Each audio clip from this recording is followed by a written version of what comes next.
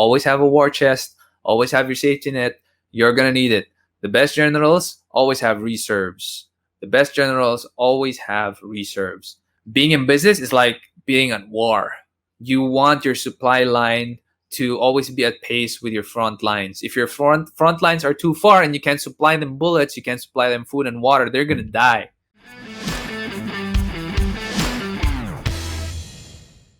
Where and how can I find angel investors? There's a lot, actually. I know there's a website in the Philippines full of angel investors. I just forgot the URL, but I know a couple of angel investors as well. They are still going to ask you what your business is, what you do, how it's going to make money, when's the ROI. They're still going to ask a lot of questions, and you're going to have a pitch deck to present to them. But I know some angel investors who would shell out, I don't know, like 1 or 2 million maybe, and not expect anything in return. But they're going to want to know you first. And usually angel investors here in the Philippines want a good relationship with you first before they invest anything. So they're going to want to know who you are, your family, your circle of friends, your team, especially your management team, your leadership team, before they invest in you. From Nino, if you want to invest or start a business, do you need to have an emergency fund first? Yes, 100%. 100%. Because if you don't have an emergency fund and things go haywire, you're still going to have to pay for emergencies. If you don't have an emergency fund, guess what happens? You're going to loan and ask money from friends and relatives or people you don't know. And they're going to want interest, maybe a hefty interest, maybe higher than you can afford. So you're going to get penalized just because you don't have an emergency fund. You're going to be penalized a hurtful interest. So I'd say always have an emergency fund. Even when you have a business and it's going well, always have a safety net. A safety net is an emergency fund for a business. Because if you don't have a safety net and things go haywire, things go south, you get a labor case, people would want your business gone, you're going to have a war chest.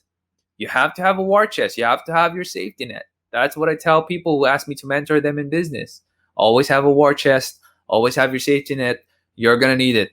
The best generals always have reserves. The best generals always have reserves. Being in business is like being at war.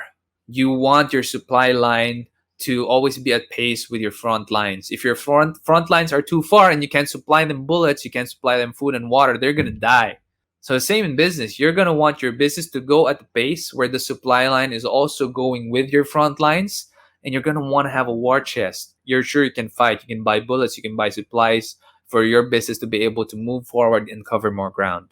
From Nino Tabuada, I just butchered your name. I'm so sorry. When starting a business, how much time would you spare for you to know that this business is scalable? Or will it just be a waste of time, effort, and resources? For me, the scalability is something that you don't really think about. The starting line, you don't think about that because you don't even know if you're going to succeed. You don't even know if you can stabilize it. So scaling it up is an afterthought. So yeah, I didn't think about how I could scale SEO Hacker up when I was starting out. In fact, I thought about just having like 10, 13 people and that's it. But now we're 50 people. I really didn't think about scaling up. I thought about how I can stabilize it once it's so stable, or well, not so stable now because there's a pandemic. But once it is a lot more stable, you think about scaling up. That's the time you think about scaling up. You don't usually think about it when you're starting a business. When you're starting a business, all you think about is how I can make it stable, secure, how I can pay my people, how I can make sure cash flow is good, revenue is greater than expenses. So when you're 5 years in the industry, I'd say, so you're no longer a startup because you're 5 years in, you're in that awkward stage of the business where should I make it grow? Should I stay as is? Is it stable? Is it secure? So I think that's the scale up stage. That's the stage where you think about scaling up. And SEO Hacker is not I wouldn't say it's a very scalable business because one manpower is like one client, 1:1. So we need to keep on hiring and we need to keep on getting new clients. And it's almost on a 1:1 ratio. A scalable business is a software business where you only have one server. For example, it's a cloud server and you're serving 100,000 people at the same time. That is a very scalable business. So all businesses are scalable. That's a fact. All businesses are scalable. The question is, how fast can you scale it? How fast can you scale it? And how efficiently, in terms of money, in terms of capital and operating expense, how efficiently can you scale it? For a software business or a software as a service business, one server, 100,000 people, you can very, very efficiently scale it up. I mean, your cost could be 1 peso and your profit could be 100 pesos. So you could give like a 30% discount. It doesn't matter because you're still making a lot more money. But a services business like SEO, the ratio is not the same. It's a 1:1 ratio if you're a white hat SEO company like we are. So it's not that scalable compared to a software company. But if you're going to compare it to a real estate company, for example, then SEO is a lot more scalable than if you're renting out hotel rooms or if you're renting out condo units, because you can't just keep on buying hotels, keep on buying land and building hotels at a fast rate. I mean, if you're starting out or if you're just 5 years in the industry. So it's not as scalable. So it depends on what industry you're in.